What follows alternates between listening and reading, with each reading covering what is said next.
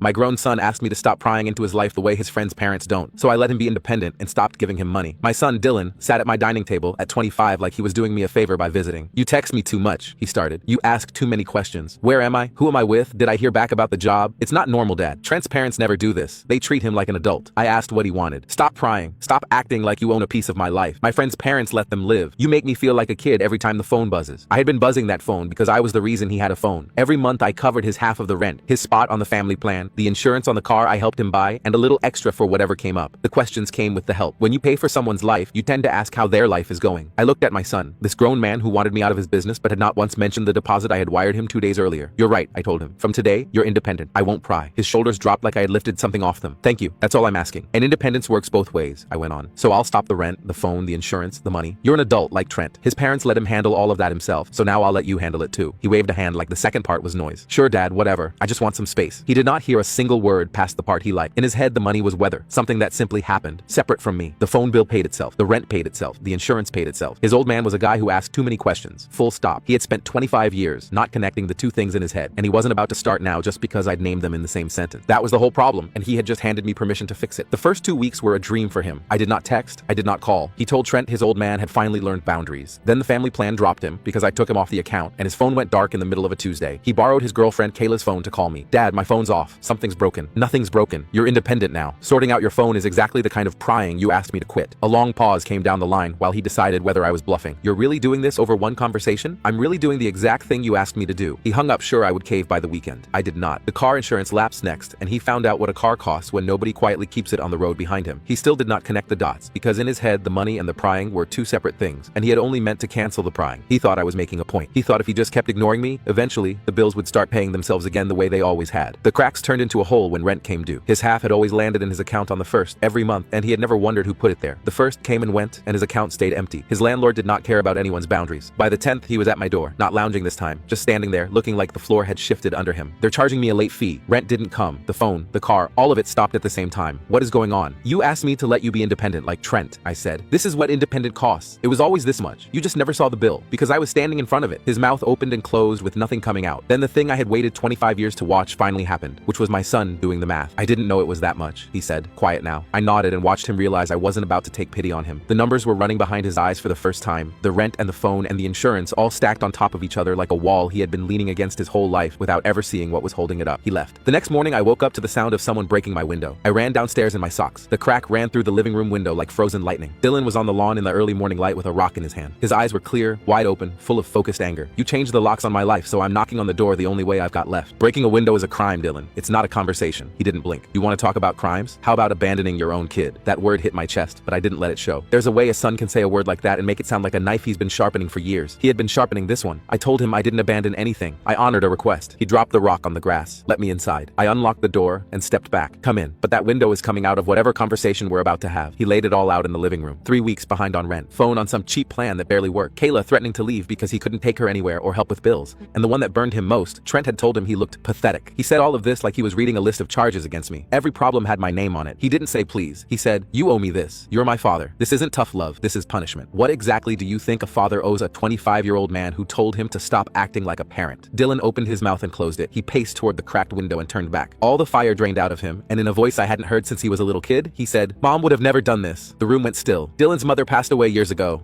He was young when it happened, and we never fully stopped carrying it. He knew exactly what that car did to me. My hands started shaking. My throat got tight. For half a second I was wondering if she really would have done things differently, if she would have looked at me and told me I was being too hard on our boy. But I held. I knew the answer. Your mother would have asked you the same questions I asked, and you would have told her to back off too. Don't use her to get what you want from me. Dylan's face went through 5 things in 2 seconds. Hurt, anger, something like shame, then nothing. He turned, walked to the door, and slammed it so hard, the pictures rattled. His car pulled away, and the house was quiet again. I stood in the living room staring at that cracked window for a long time. The morning sun was coming through it and splitting into little lines along the floor where the glass had fractured. And all I could think about was how my son had stood on my lawn and thrown a rock at my house, like I was a stranger who had wronged him. I sat at the dining table and called Hadrian. He showed up 20 minutes later with plastic sheeting and tape, because that's the kind of friend he is. We taped the window without talking. Then he sat down. "Tell me." I told him everything. The rock, the lock speech, the demand, the part about his mother. He rubbed his face. "You did the right thing, but that boy is going to get worse before he gets better. You need to be ready for what worse looks like." I asked what he meant. "He's not going to come at you directly. He's going to find people who'll feel sorry for him and send them your way." I shook my head. I didn't believe Dylan would drag others in. He was a lot of things right now, but I didn't think he was the kind of person who would pull other people into our business. I figured he'd cool off and come back with an apology. apology. Hadrian just looked at me with the face he makes when he thinks I'm being too hopeful for my own good. He didn't argue. He finished his coffee and said he would check on me tomorrow. I walked him to the door and thanked him for the plastic and the tape and for showing up on short notice. Then I sat at the table alone, listening to the plastic sheet crinkle every time the wind pushed against it, telling myself my son would come around. I was wrong. 3 days went by. No calls, no texts, no car in the driveway. And a flicker of hope I knew better than to trust started growing anyway. Maybe the window was rock bottom. Maybe my son was in his apartment right now actually growing from it. By the third morning, my thumb was on his name in my contacts and I had to set the phone face down and walk away. The rule was simple. He had to come to me and he had to come correct. Then on the evening of the third day, my phone rang. It wasn't Dylan, it was Kayla. She was crying before I got the phone to my ear. Dylan told me everything. He told me you cut him off because he asked you not to be so controlling. He said you're punishing him for having boundaries. Something cold settled in my gut because I realized in that moment that my son had been out there telling a completely different story. In Dylan's version, there was no deal. No conversation where he waved his hand and said, sure dad, whatever. No agreement that independence meant all of it. In Dylan's version, there was just a mean old man who got his feelings hurt and decided to destroy his son's life as payback. That's the version Kayla had been living with. That's the version she was crying about. I told her the truth. He sat at my table and told me to stop prying. I said fine, and that independence means all of it. He agreed and didn't listen to the second half because he only heard the part he liked. Kayla was quiet. When I finished, she said, he's really struggling. He barely eats. I've been covering his groceries for 2 weeks. Maybe you could meet him halfway. There it was, the ask, wrapped in concern. Kayla, did Dylan send you to make this call? She went quiet long enough that the silence answered. He asked me to try, but I also care about him. I believed her. I appreciate that. You seem like a good person. Then I said, but if Dylan wants to talk to me, he knows where I live, and he knows what he needs to say. I'm not negotiating through his girlfriend. Right before she hung up, she said something that hit harder than almost anything in this whole mess. For what it's worth, I told him he should just apologize. He said he shouldn't have to. I sat with that sentence a long time after the call ended. He said he shouldn't have to. My son, who threw a rock through my window, who used his dead mother's memory to try to break me, who lied to his girlfriend about what happened, who sent that same girlfriend to beg on his behalf, still believed he was the one owed an apology. That one sentence told me exactly where his head was. He wasn't sitting with discomfort. He wasn't growing. He was building a case against me with anyone who would listen, and the story he was telling had nothing to do with the truth. I went to bed that night feeling heavier than I had since this whole thing started, because hope is a hard thing to put down once you've picked it up. The next morning, Hadrian called early. Check your front porch. That was it. On the welcome mat, tucked halfway under like someone didn't want the wind to take it, was a folded note from my neighbor. The handwriting was neat. Dylan had come by the previous evening while I was out. He sat on my porch steps for about an hour. He didn't knock. He didn't try the door. He didn't call. He just sat there, on the concrete steps where he used to sit as a kid waiting for me to get home from work. And then after an hour, he got up and left. I read it 3 times. I read it standing in the doorway, and then I read it sitting on those same porch steps, and then I read it one more time at the dining table with a cup of coffee going cold in front of me. My son drove to my house, sat on my porch for an hour, and could not bring himself to knock. He was close enough to touch the handle, close enough to ring the bell. Whatever was inside him, pride or shame or fear of hearing me say something he wasn't ready to hear, it kept him stuck on those steps until he gave up. Something cracked in me. Not broke, cracked, like that window. That's my kid. That's my boy who couldn't knock on his own father's door. Part of me wanted to call him right then, but I held. Calling him would be doing the work for him again. I folded the note, put it in my drawer next to the roll of tape Hadrian left behind, and went about my day. 5 days went by. I fixed the plastic on the window twice. I went to work. I came home. I ate dinner alone. The house stayed quiet in the heavy way quiet gets when you're waiting for something you can't name. Then on the 5th day, right around noon on a Saturday, I heard a car door close outside. Then another. Then a third. Dylan was standing on my porch, but he wasn't alone. Trent was next to him on the left, hands in his pockets. Kayla was on the right, arms crossed, with the look people get when they've been talked into something and aren't sure it was a good idea. The 3 of them stood there like an intervention team, arranged like they'd practiced where to stand. I thought about Hadrian at my table saying he's going to find people who'll feel sorry for him and send them your way, and felt a bitter twist because my friend had called it exactly. I opened the door. Dylan's voice was steady, like he'd practiced in the car. Dad, we need to talk, for real this time. No yelling. I didn't think he'd come to apologize. I thought he'd come to outnumber me, but I stepped back because I wanted to see who he had recruited and what version of the story he'd told them. Trent sat on the edge of the couch like he was ready to bolt. Kayla sat next to him, picking at her thumbnail. Dylan sat in the chair across from me. He started with the window, which surprised me. I'm sorry about the window. That was wrong. I'll pay for it. I didn't say anything because I wanted to hear what came after the apology, which is always where the real message is. But you have to admit that cutting everything off at once wasn't fair. You could have warned me. There it was. The word but doing all the heavy lifting. I did warn you, Dylan. I sat across from you at that table and told you that independence works both ways. I told you the rent stops, the phone stops, the insurance stops, the money stops. And you said, sure, Dad, whatever. I didn't think you were serious. Who actually pulls everything from their own kid because of one conversation? Someone who listens when their kid tells them what they want. I said, you wanted to be treated like Trent. I treated you like Trent. That's when Trent decided it was his turn. Mr. Conley, with all due respect, my parents never held money over my head. They helped me and respected my space at the same time. I looked at Trent, really looked at him. This was the kid whose name had been in my son's mouth since the beginning. Trent's parents do this, Trent's parents don't do that. Trent is treated like an adult. Trent, do your parents pay your rent? Trent blinked. That's not really the point. It's exactly the point. Do they pay your phone bill? Your insurance? Any of it? Trent shifted. He glanced at Dylan, at Kayla, back at me, doing the math on how honest he wanted to be. They help out sometimes, yeah, quieter than before. And when they help out, do they ask how things are going? Do they check in? Do they text you? The color climbed up Trent's neck. The living room felt like it was holding its breath. Kayla was looking at Trent now, waiting. Dylan was looking at him too, and I saw the first crack form in my son's face. Trent mumbled, I mean, my mom texts me like every day, but that's different. How is it different? Trent opened his mouth and nothing came out, because it wasn't different. His mom texted him every day, probably asking the same kind of questions I asked Dylan, "Where are you? How's work? Did you eat? Are you okay?" And his parents helped him with money. The checking in and the helping were connected, like they were with me and Dylan. The only difference was that Trent never sat at his parents' table and told them it was prying. He never drew a line between the questions and the money. I watched it hit Dylan in real time. His face changed the way a sky changes before a storm. A slow shift from confidence to confusion, to the feeling you get when you realize the floor you're standing on isn't there. He stared at Trent, going back through every conversation they'd had about parents and freedom, rewriting all of it. Every Saturday morning where Trent told him his parents had finally stopped checking in. Every story about his dad being too busy with work to care. Every line Dylan had brought home and used like ammunition on me. All of it was being recounted in his head, and all of it was paid for in lies. Dylan stood up. He didn't raise his voice. "You told me your parents don't do any of that. You told me they treat you like an adult and leave you alone." Trent put his hands up. "I mean, they do leave me alone about the big stuff, like who I'm dating." Dylan cut him off. "You made me feel like my dad was the problem. I went to him and blew everything up because you made it sound like your life was different from mine." The room was so quiet I could hear the plastic on the window shifting in the breeze. Kayla put her hand on Dylan's arm to steady him. "Dude, I wasn't trying to cause problems. I just said my parents give me space. They do. Your mom texts you every day. Your dad pays your car note. You told me they don't do any of that. You made me think my dad was suffocating me when he was doing the exact same thing your parents do." Trent's face was red all the way to his ears. "It's not the same. My parents don't make it feel like a transaction." That's when I spoke. Level, not loud. "Trent, I never made it a transaction either. I asked my son how his day was. I asked if the job called back. I asked because I cared, not because I was collecting on a debt." Dylan decided those questions were prying, and you helped him decide that because you told him a version of your life that wasn't real. Trent looked at the floor. He had nothing left. Kayla turned and looked at Dylan, eyes soft and waiting. Dylan didn't say anything for a few seconds. Then, slowly, like his legs gave out under him, he sank back into the chair. He put his head in his hands and stayed bent over with his elbows on his knees. And I watched my son do the thing I had been waiting for since that first conversation at the dining table. Not the math on the money. The real thing. The weight of what it means to look your father in the face and tell him his love feels like a leash. I could see it pressing down on his shoulders, and I didn't say a word, because some things you have to feel all the way through before anyone else can help you carry them. When his voice came, it was cracked. I didn't think I was throwing all of it away. I just wanted you to stop asking so many questions. The questions were never separate from the help, Dylan. They came from the same place. I wasn't checking up on you because I owned you. I was checking up on you because I love you, and I was scared of exactly this. You out there with no safety net and no idea how much one costs. He looked up. His eyes were wet, and he didn't try to hide it. "I sat on your porch last week for an hour. I couldn't knock because I didn't know what to say. I still don't know what to say. You don't have to say anything perfect. You just have to mean it." He swallowed hard. "I'm sorry, Dad. Not because I'm broke. Because I made you feel like caring about me was a burden. It wasn't. I was just too stupid to see what I had. I didn't rush across the room. I didn't pull him into a hug. I let the apology sit in the room like something heavy that deserved its own space. I accept that, and I love you, but I'm not turning everything back on tomorrow. You wanted to be independent, and I think you actually need to be, for real this time. Not as punishment, because you need to know what things cost so you never take them for granted again." What does that look like? It looks like you get a job, you pay your own rent for 3 months, and you call me. Not because you need something, just because you want to talk to your dad. Dylan nodded slowly, wiping his face with the back of his hand. "Okay," he said. "Okay, Dad." It was the smallest word he could have said, and somehow it carried more than every speech he had built against me in the last month. Trent left first, barely saying goodbye, and I watched him walk to his car, knowing that whatever his friendship with Dylan was before today, it had changed shape in that living room. Kayla squeezed my hand at the door and whispered, "Thank you." Dylan lingered. He looked back at the dining table where this whole thing started and said, "I'm going to fix the window myself this weekend." That night I called Hadrian. He asked how it went. He apologized. A real one. You believe him? I believe he meant it today. I'll find out if he means it next month. I hung up. He fixed the window that Saturday. New glass, fresh putty, by himself. He called the following Tuesday. He didn't need anything. He just asked how my day went.